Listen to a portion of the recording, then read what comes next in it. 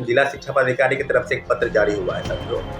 पूरी तरीके से जो बहाली की प्रक्रिया है, उसी बहाली की प्रक्रिया में पूरी तरीके से सामने आ गई बात कि जो काउंसलिंग थी, उसको लेकर लगातार हम लोगों ने आवाज़ उठाई कि TRE 1 और TRE 2 दोनों में कि डॉक्यूमेंट का वेरिफिकेशन जो है BPSC या शिक्षा विभाग अपने स्तर से कर ले, परंतु उन्होंने नहीं किया। जो सूत्रों के हवाले से खबर है उसमें कि 1 to 5 और 6 to 8 जैसा कि रोस्टर क्लियर होने के बाद जो पद में भी कटौती की गई, जिसमें EWS और BC कैटेगरी के जो छात्र हैं उनमें कम से कम 6000 पदों की कटौती हुई है 1 to 5 और 6 to 8 में, और रिजल्ट का प्रकाशन हुआ है। अभी 9, 10th और 11, 12th में रोस्टर का क्लियर होना अभी बाकी है। इस सब मामलों को लेकर जो है जल्द से जल्द मुझे लगता है कि रिजल्ट का प्रकाशन होगा, रोस्टर क्लियर होने दीजिए। तो साथियों, एक बहुत बड़ा अपडेट है और काउंसलिंग के लिए जितने भी डॉक्यूमेंट है वो आपको ठीक करने होंगे। जो भी चीज़ें सामने आएंगी वो आपको समझ में आ गया होगा। नमस्कार, मेरा नाम रोहित है, आप देख रहे हैं लाइव सीरीज। आपको बता दें कि BPSC TRE 3.0 कि देखिए काउंसलिंग का डेट आ चुका है, लेकिन देखिए जो छात्र नेता सौरभ है वो BPSC आयोग से और सरकार से बड़ी मांग कर रहे हैं और बोल रहे हैं कि इस बार जो DV होगा, जो डॉक्यूमेंट वेरिफिकेशन किया जाएगा, उसको अच्छे तरीके से किया जाए, क्योंकि फर्जी शिक्षक बहाल हो जा रहे हैं। TRE 1 और TRE 2 में जो फर्जी शिक्षक बहाल हुए हैं उन तमाम शिक्षकों को भी बाहर किया जाए। क्या कुछ कह रहे हैं छात्र नेता सौरभ, सबसे पहले आप उनका पूरा बयान सुनिए। नमस्कार साथियों, जय हिंद।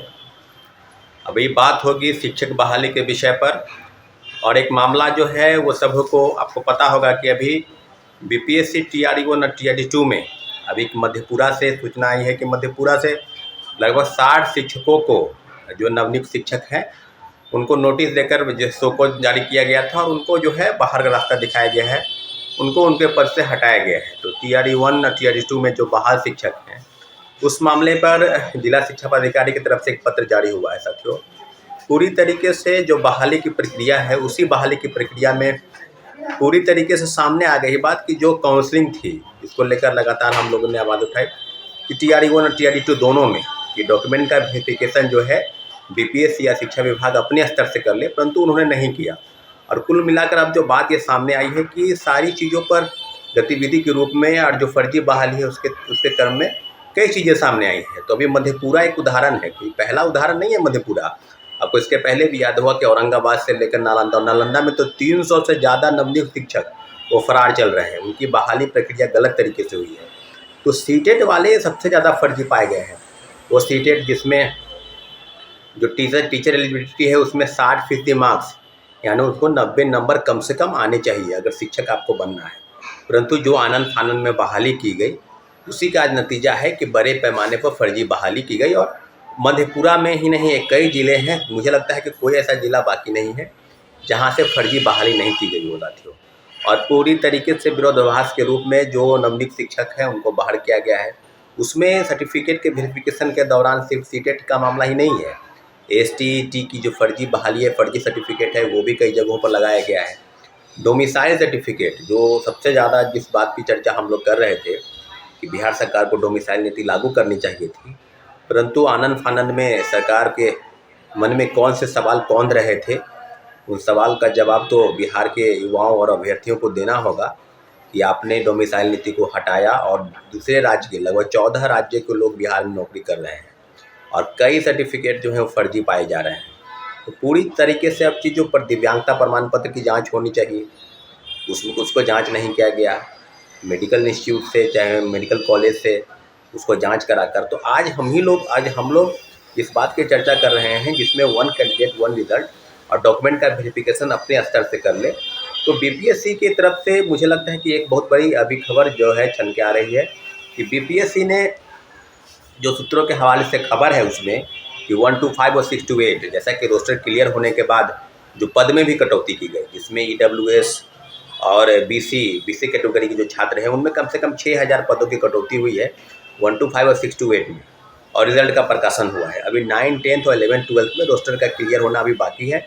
इस सब मामलों को लेकर जो है जल्द से जल्द मुझे लगता है कि रिजल्ट का प्रकाशन होगा, रोस्टर क्लियर होने दीजिए।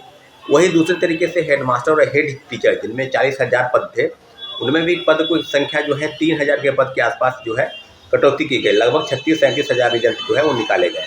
तो 1 to 5, 6 to 8, 9, 10 तो 11, 12 यानी तीसरे फेज की बहाली में जो है काउंसलिंग की तिथि, जिस पर हम लोग लगातार बात कर रहे थे कि काउंसलिंग कहाँ होगी।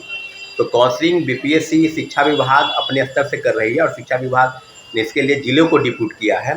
तो 16 से 20 दिसंबर, कहने का मतलब ये हुआ कि 16 दिसंबर से 20 दिसंबर, उसके पहले दिसंबर के पहले यानी 10 दिन के अंदर जो है 9, 10 और 11, 12 के रिजल्ट जो है वो आ जाएंगे, निश्चय आ जाएंगे, ताकि उनके 16 से 20 दिसंबर जिले में काउंसलिंग की तिथि जो है वो तैयारी करें। उसके बाद जो आवंटित जिले उनको होंगे वहाँ पर, उसके बाद हेड टीचर और हेड मास्टर, जिसमें 37,000 के रिजल्ट निकले हैं, उनकी भी जो है 9 से 13 दिसंबर यानी जो रिज़ल्ट है जो निकलेगा, रिजल्ट निकला हुआ है, उनकी जो काउंसलिंग है वो वहाँ पर आपको ज़िले में 9 से 13 दिसंबर के बीच में उनको कराई जानी है। वहीं दूसरे तरीके से बात की जाए जो सक्षमता परीक्षा पास किए हैं साथियों, सक्षमता परीक्षा को लेकर भी जिस तरह से राज्यकर्मी का दर्जा देना था और एक प्रोग्राम भी हुआ माननीय मुख्यमंत्री जी की तरफ से कि सक्षमता परीक्षा जिन्होंने पास किया है वो सक्षमता परीक्षा पास करके राज्यकर्मी का दर्जा उनको मिला। वो बीपीएससी से बहाल शिक्षक की तरह ही, लेकिन जो विरोधाभास था कि वो जूनियर बन जाएंगे, सीनियर बन जाएंगे, एक ही तरह के काम कर रहे हैं।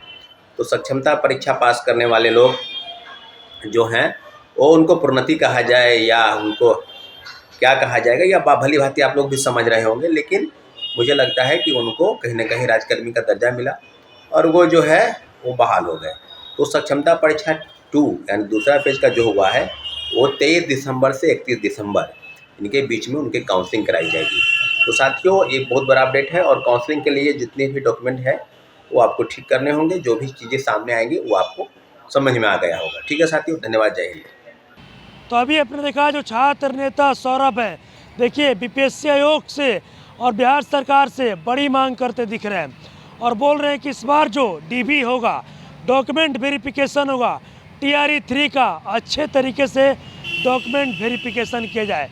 साथ ही साथ ये भी कह रहे हैं कि जिस तरीके से टीआरई 1 और टीआरई 2 में फर्जी तरीके से जो शिक्षक बहाल हुए, जो आए दिन लगातार पकड़े जा रहे हैं, उन तमाम शिक्षकों को भी बाहर किया जाए। और भी क्या कुछ कहना था, अपने तमाम चीज़ें इस वीडियो में देखी है। बस इस तरह की तमाम खबरों के साथ आप मेरे साथ जुड़ रहे हैं। तब तक के लिए धन्यवाद।